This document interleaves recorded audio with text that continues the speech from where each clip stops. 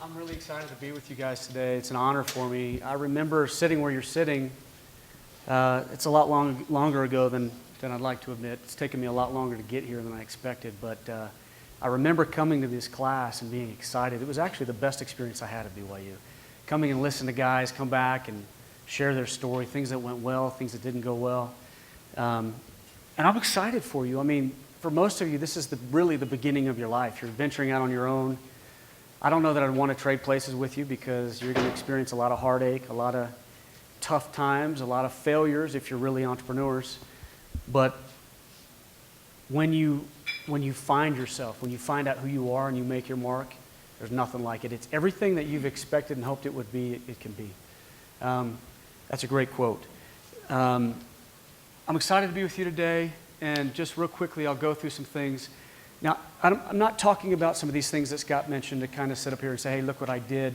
My purpose today is to talk about all of my failures, because if I were you, that's what I'd like to know about. It's one thing to say, hey, I've made all this money, I've had all this success, good luck, hopefully you can do it. But hopefully I can share with you some of the landmines I stepped on, some of the things I struggled with, so that I can save you time. This is the first company I started. It's Complete Merchant Solutions. If you ever take the University Parkway exit, we're right across from UVU. We do electronic payments, like Scott said. We've hit the Inc. 500 a couple times, good growth, wonderful experience. It took me 10 years to figure this out. 10 years, I wasted about 7 or 8, and that's my purpose today, is hopefully I can save you from wasting that time.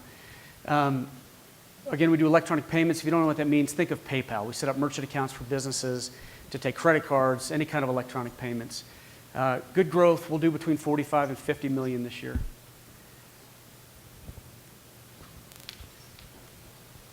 Why not? There, now try. All right. Second one, 4 Foods Group.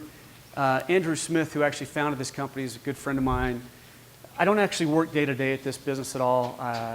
We've invested in the company, and I sit at the board meetings, but I take great pride in being a part of this company as well. They're basically the main franchisor of Kneaders. If you've seen the growth, these guys have put up 21 locations over the last few years. They're on pace to do 75 total and then hopefully exit.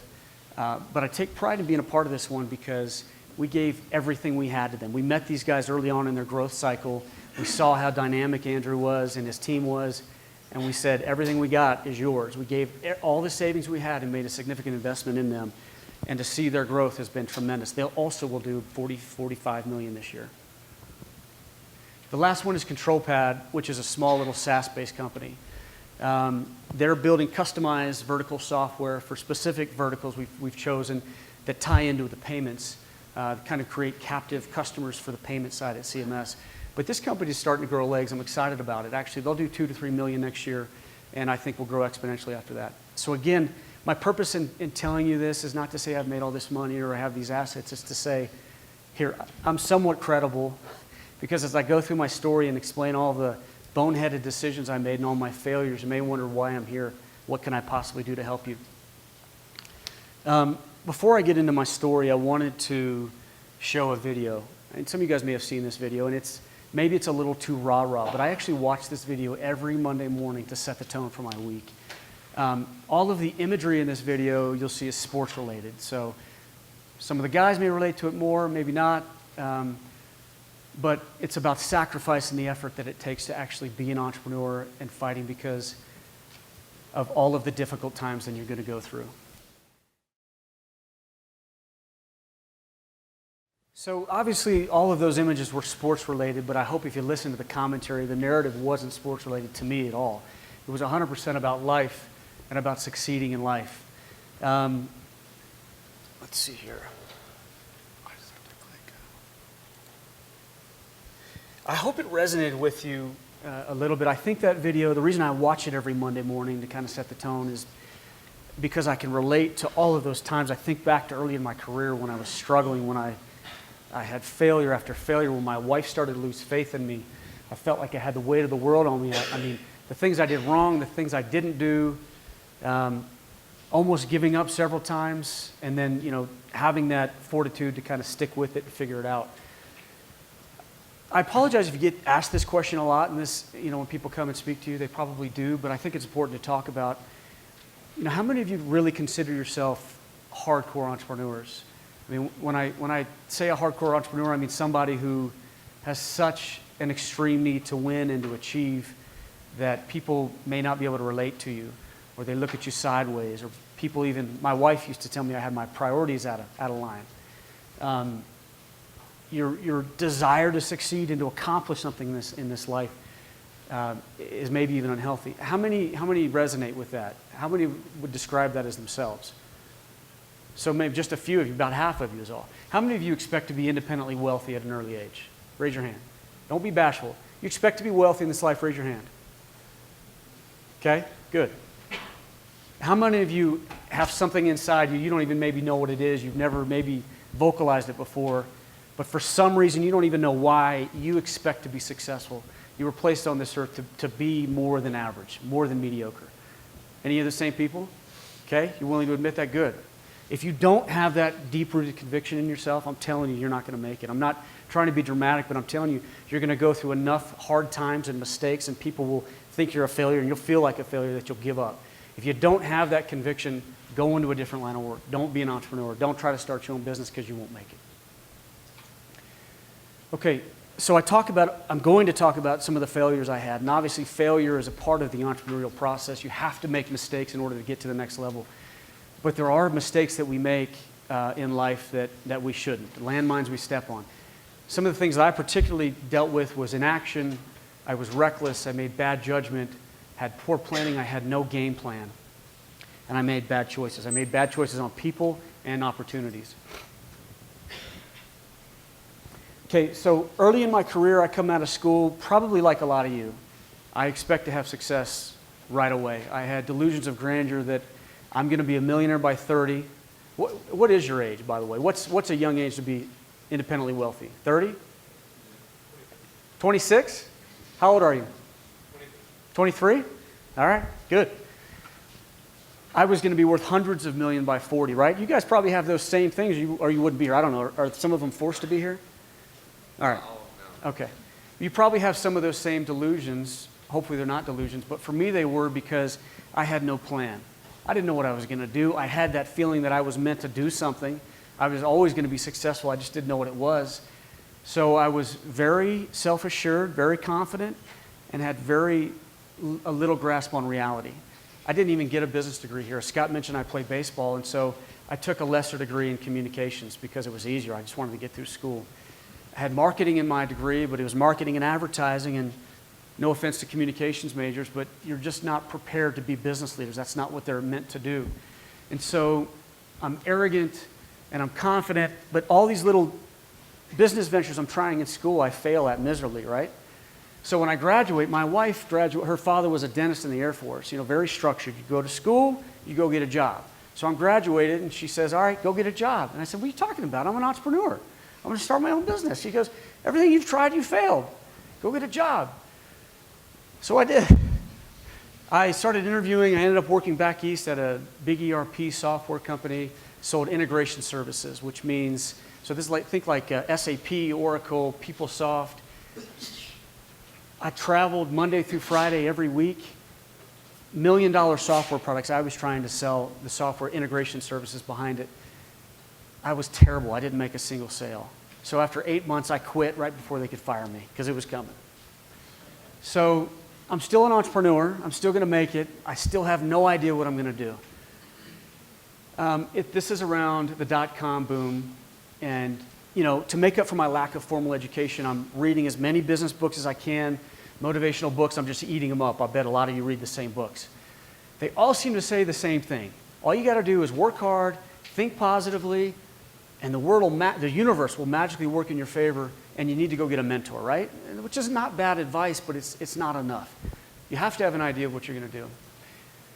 So because it's the dot-com phase, I'm going to go start with a really hot dot-com, gain a bunch of options back when that was really sexy, and then it would go public. I'd find a mentor along the way, ride their coattails. I'd be ready to go run my own business. Problem is I never found a mentor, and I was broke. I didn't have any savings. I had a wife and a couple kids, and I couldn't wait around for Facebook to get started. I ended up working with a very small content-based dot-com. They were a dot-com, at least I got that. Really small. I actually had a great experience here. I learned a lot about leadership and the psychology of selling and the proper way to treat people in business. But I realized really quickly it was not going to fulfill my entrepreneurial dreams. It wasn't going to be it for me. I made a good living. I made 6 figures pretty much every year out of college, but I was miserable. I didn't have an identity. I didn't know who I was. It wasn't my dream job. I wake up one day and I realize I'm 30 years old. I have no identity. I'm miserable in my own skin. Now, don't get me wrong. I have a wonderful wife, wonderful kids. We have a $500,000 house. To most people, I'm pretty successful, but I was miserable. I pulled out a goal sheet. This was right after my 30th birthday. I remember I was antsy. I wanted to go do something else. I didn't know what it was. I still didn't have a plan. I go down to my home office, and I pull out my goals, the goals that I wrote here, right? You guys probably are writing goals of the things you're going to accomplish by the time you're 30, 26. I'm starting looking through these goals, and as I go down my goals, I realize I haven't accomplished a single one of them. I feel like an absolute failure. I'm 30 years old. I've never done anything significant in my career. So I decide if I'm ever going to do something, I have to create my own opportunity. I don't know what it is. I don't have a plan, but I've got to create this opportunity. Otherwise, I'm going to be 40. I'm going to wake up in the same spot. Can you play that? Here's a couple lines from that video. You got to start it over. If you wait for that perfect moment, that perfect time, it's not going to happen. You know what you have to do? You have to create the perfect time and the perfect opportunity and the perfect situation. You wait on your next door neighbor to make it happen for you, it may not happen. If you wait on your mother or your father, they may be so ancient in their thinking that they don't understand this opportunity that you have. And if you're waiting on them, they never get done. Okay, so I'm busting at the seams, right? I'm uncomfortable in my own skin. I got to do something. I recognize I have to create my own opportunity, but who is busting at the seams but just has no idea what to do? Okay. The hardest thing in business, the hardest thing in an entrepreneur is coming up with something. And most of us make the mistake of waiting for that once-in-a-lifetime opportunity, right? That feeling I was talking about where since you were a little kid, you expected to be successful. You don't know why, you just always have expected to be successful. And so what do? If we can't figure it out on our own, God's supposed to intervene, right? So I'm waiting for a mentor to magically enter my life, or I'm waiting for God to say, hey, dummy, this is what you're supposed to do. But I wasted a lot of years doing that. Don't do that. Don't make that mistake. That's not how it works. It's all about your effort. You have to go out and make mistakes. I promise you, God's not going to show up and just tell you this is what you need to do to be an entrepreneur. Don't make that mistake. Okay, so I'm committed to creating my own opportunity. Again, I have a good living. My wife is very happy with our current circumstances, but I have to take this leap or else I can't continue doing what I'm doing. And I make an impulsive decision. True to my word, I was committed to this pivot in my life. I randomly hear about a buddy of mine that is working in the electronic payment space, merchant accounts. So I call him on a Thursday. I drive up to Layton to meet with him and a business partner on a Friday. I quit my job on a Saturday without really consulting with my wife, and I start working for them on Monday. Who's married in here? Anyone married? So if you're making 6 figures, you got a $500,000 mortgage, and you tell your wife, I just quit my job, what would your wife say or your husband say? You good? My wife went bananas. Again, she grew up in the military, right? Very structured. She went bananas is the best way to say it. She told me, she understood that I was uncomfortable with my life. I wasn't happy with my life, but she couldn't understand why I would make such a hasty decision without talking to her. She's right, I should have talked to her, but I knew what she would have said. She said to me, you just need to be grateful. You're not grateful. You need to be grateful for what God has given you, right? And then I've teased her about this. She coined what I coin, or what I say is the anti-entrepreneurial slogan. She said, just be content with what life gives you, right? Just be content with what life gives you. I mean, that's the worst thing she could have said to me. So she's upset with me. We're in a state of chaos. I quit my job where I had steady income. I go to this new opportunity where I don't have such steady income, but I'm committed. These are young guys. They're ambitious. They're going to tear it up. They have like 5 sales guys, but they have a good game plan. And I come in, and I'm going to use them as mentors, and I'm going to ride their coattails, and one day they're going to offer me a seat at the table because I'm going to work so hard for them that they're just going to offer me some ownership. That's the plan. And for a while it worked. I went from 2 offices, one in Layton, one in Salt Lake. I opened up 11 offices across 7 states over the next 2 to 3 years. We went from 5 sales guys to 80 sales guys. I hired 80 sales guys in one capacity or another. We went from 25 accounts a month to 1,000 accounts a month, right? Pretty good.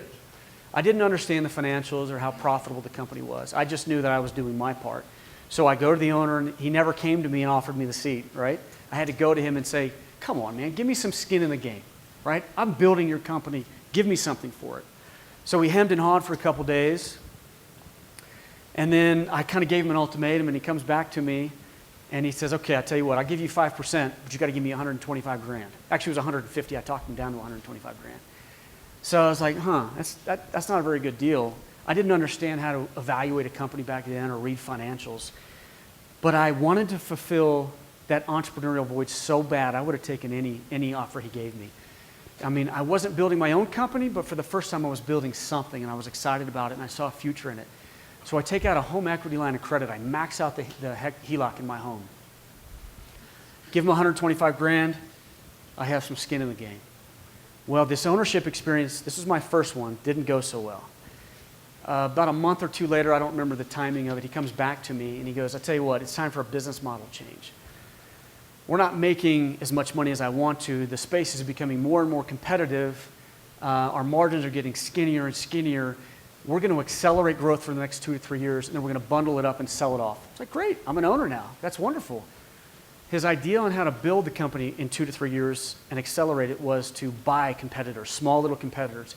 In the merchant account world, every client is added to your book of business, like a portfolio of business, and any revenue generating client is worth money. You put enough of this residual together, you can sell it off, right? So buy a few of these, bundle it up, make it nice and palatable for a bank or a big payment processor, and sell it off. Fantastic. I'd worked for him for 2 to 3 years. He'd always said he always did what he said he'd do. I had no reason not to trust him. Oh yeah, the way he wanted to go and buy these, he didn't have the money. He wanted me and my brother to go raise money because he knew we had some contacts. So we'd go raise money, and this is where the trust factor comes in. We didn't really even think about it. We just blindly trusted him and had faith in him, and this business was growing so well, and I understood it so well that I was sure I could see it to success. My brother worked in sales, so I pulled him out of sales, and we went and we raised money. We raised $2 million from friends and family. But it was okay, because he was going to pay these investors interest along the way, and at the end, they'd make a nice return. We all would, right? I had my 125 grand in, they put money in, everyone was going to work out well. So several months go by, and I don't see any proof that he's bought any portfolios. I ask him about it, it's going fine, don't worry about it. A few months more go by, still can't show me anything. He talks about it like he's making these acquisitions, but let me see some contracts. Let me see, I'm excited, let me see it. He couldn't or wouldn't show it to me. Several more months go by, it starts to get kind of tense. I'm starting to get nervous. And then he starts to miss interest payments to these investors. You guys can kind of predict what's going to happen. So he still won't show me. He's missing interest payments. My brother and my reputation are on the line, right? This is friends and family. I call the SEC, right? I don't know what else to do. I call the SEC and I say, I need help. My brother and I went out and raised this money for this guy, and I'm not sure he's doing with the money what I think he's doing with the money. And they said, are you an idiot? You just went out and raised money? Do you have a license to raise money? No. You have to be licensed to raise money. So, And oh, by the way, he never bought a portfolio. He never bought a company. He tried to start a restaurant, and he tried to start another internet company.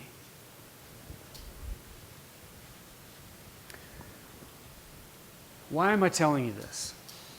If I can save one of you from raising money from somebody, it's worth it to me. This isn't a very flattering story, right, to tell you that I was dumb enough I didn't know that there were rules behind raising money and that you could get in trouble and that people can get hurt.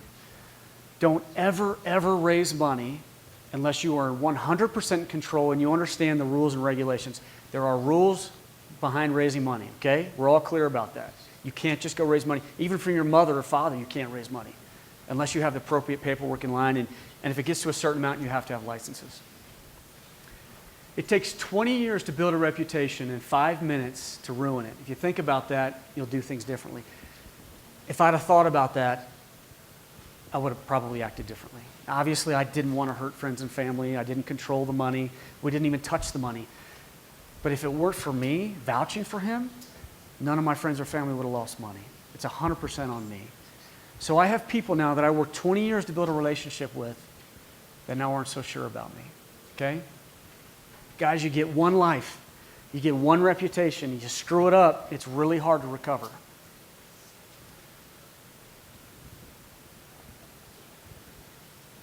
Okay, so where does this leave me?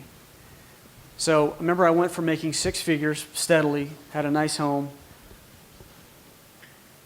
I bet my house to have ownership in this house. That $125,000 is gone. It's gone. I have no income, and I'm broke. What's worst of all, my reputation's in question now.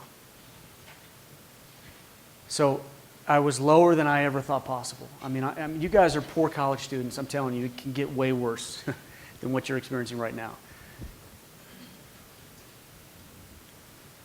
What was fortunate for me about this, and what actually was curious, was my wife. She's the greatest person I know. She really is. And she had every right to lay into me and say, "Are you out of your mind? You irresponsible chump? You're going to risk our family for this? You're going to risk your reputation on this venture?" But she never did. Not one time did she ever yell at me or put me down. She did come to me one night, though, I remember, and it was in not a state of argument. It was in a state of concern. And she said, "Are you sure you cut out to be a businessman? Maybe you should think about another line of work, right?" Could you blame her?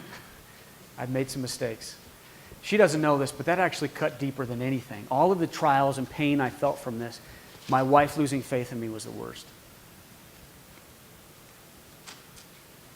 Let's go ahead and play that. When the messenger of misery visits you, what are you going to do? What will keep you in the game? Everybody is against you. Well, don't believe it here no more. Let me tell you something. That's a lonely feeling. It's a lonely feeling. Particularly people that you're running for. You will never, ever be successful until you turn your pain into greatness, until you allow your pain to push you from where you are to push you to where you need to be. Stop running from your pain and embrace your pain. Your pain is going to be a part of your pride, a part of your product. I challenge you to push yourself. So, unless you ever have someone question your ethics and your integrity, you won't understand what it feels like, the pain and the anguish that you feel. There's nothing worse than that I can think of. Okay, so for the next year or so, I'm just trying to find myself. I'm trying to figure it out. I'm trying to find my footing. How am I going to dig myself out of this hole, right? I'm broke. I'm leveraged to the hilt. I have no real income. I'm barely getting by. And then a friend of mine comes by and talks to me about his brother had actually started a company, and they were on fire. They were doing great, growing like crazy. They needed some management help. And I said, "What are you talking about? I'm an entrepreneur. I don't want to take a job." I was still convinced I was an entrepreneur. I agreed to go meet with these guys, and they played college basketball, so we had a lot in common. We hit it off right away. We clicked. I agreed to join their management team. And once again, I got, rolled up my sleeves, got knee deep into this company, and we were doing really well. It actually breathed life back into me. It was really good for me. But as soon as I started to see an opportunity, I go back into the office and I say, "I'm growing your company. You're not going to be where you think you're going to be without me. You got to give me some equity, some ownership, right?" This time, there was no hesitation. "No problem. I'll give you ownership, 50 grand. Okay? I should have known something wasn't right. How quickly they asked for money. The company was doing really well. They had really high cash flow. They had a hard time collecting the money. So hyper growth, hard collecting money. So in order to sustain hyper growth, you need employees, which equates to a lot of overhead. But you need money to be able to keep that overhead and to pay for those people, right? That was their problem. So I didn't know this, but my 50 grand was going straight to payroll, to cover payroll. I had no way to go get 50 grand anyway. I was leveraged, no income. I went to the bank and I said, "Hey, can you give me a signature loan or something? Can I get 50 grand? And they said no. But you may qualify for an SBA loan. Can you believe that I actually got approved for an SBA loan? I mean, I had pretty good credit, but I was so in debt I couldn't believe it. But they approved me for 50 grand. I handed over the check for 50 grand. You probably already read this. Within 30 days, they were out of business. I gave them 50 grand. In 30 days, I show up to the office, there's a lock on the door.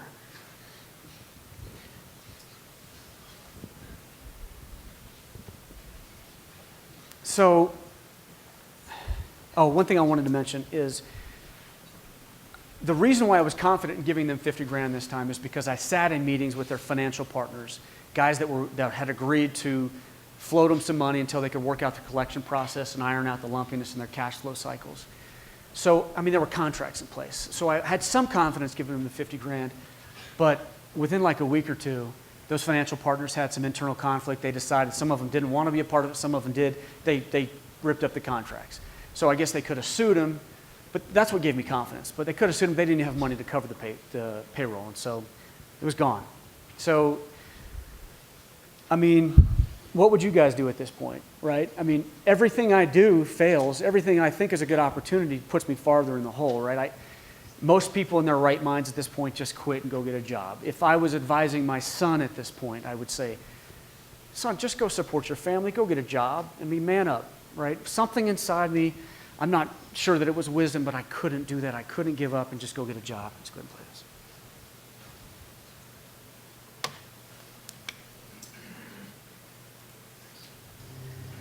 When things don't work out for you, when things happen that you could not anticipate, what are the reasons that you can think of that can keep you strong?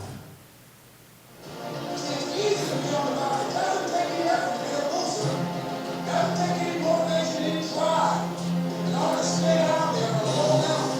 But you also have everything in you. You have to harness your will to say, I'm going to challenge myself.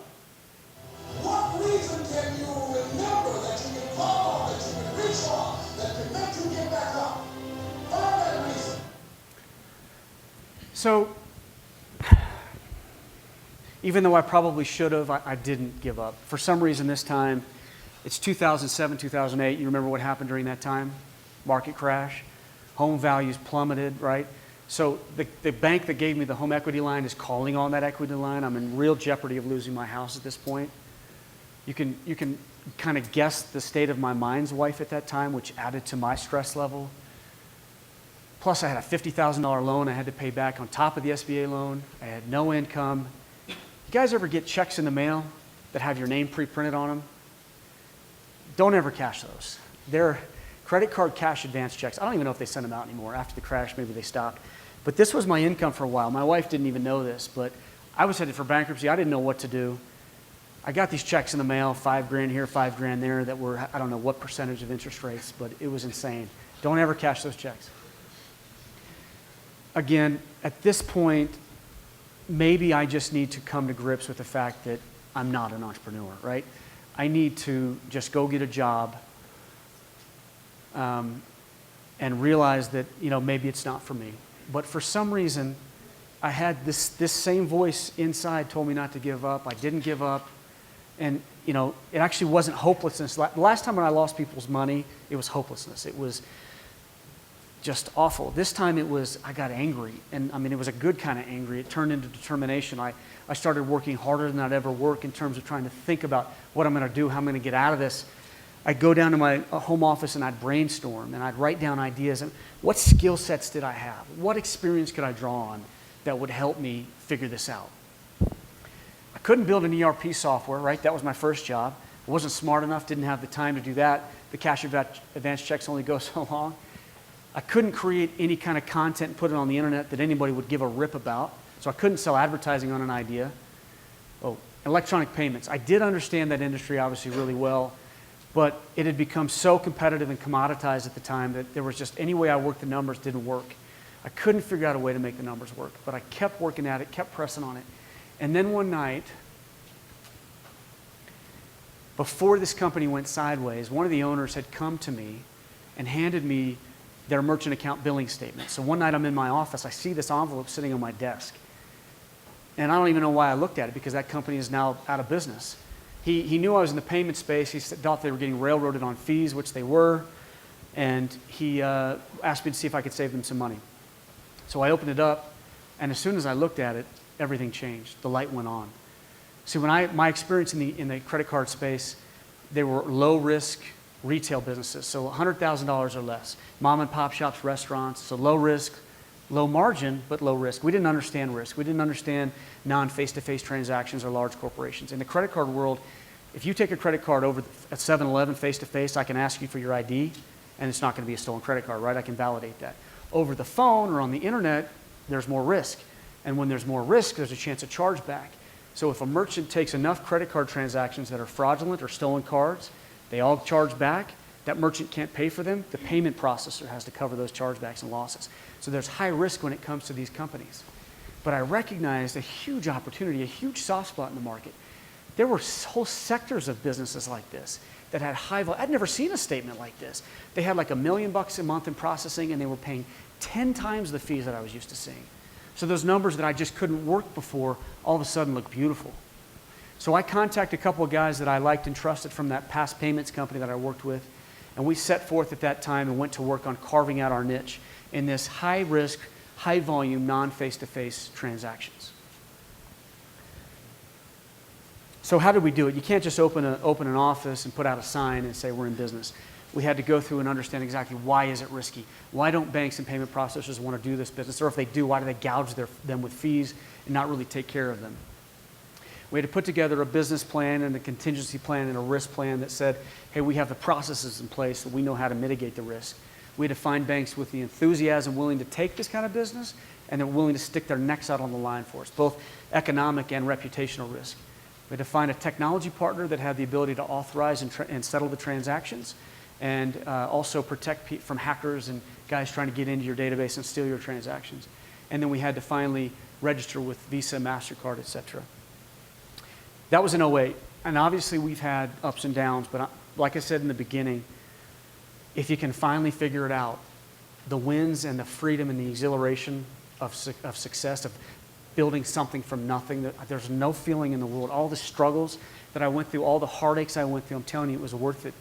We'll do $50 million in revenue this year. We're getting people contacting us now, offering to buy the company for 9 digits. I mean, it's working very well. So that expensive education where I thought I failed and failed and failed, I spent $125,000 to learn the payment space.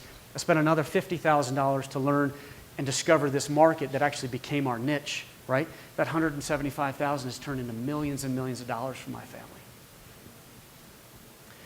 So here's my advice to you. I know time's running short. Here's my advice. This is what I wish somebody would have pulled me aside when I was sitting in those seats and said, man, this is what you have to do, okay? And for some of you, you're going to look at this and scoff because it's nothing extraordinary, okay? But for most entrepreneurs, it's not about waiting your whole life for that once-in-a-lifetime opportunity. If you do that, you're going to waste years like I did. Maybe you're smarter. Maybe you'll figure it out. Maybe you're going to revolutionize an industry. Maybe you're going to create a new technology. I'm not smart enough to do that. Those of you not smart enough to do that, this is your formula, okay? It has to do with existing business models. All you worry about is enhancing the customer experience, increasing functionality or some kind of processes, okay? Here it is. Pick something that you have a passion about. You don't even have to love it. You just like it. Something you have a relative passion about. Find the company that's best, that's a market leader in that space. Go work there. And I'm talking 2 to 3 years until you can become an expert in that space.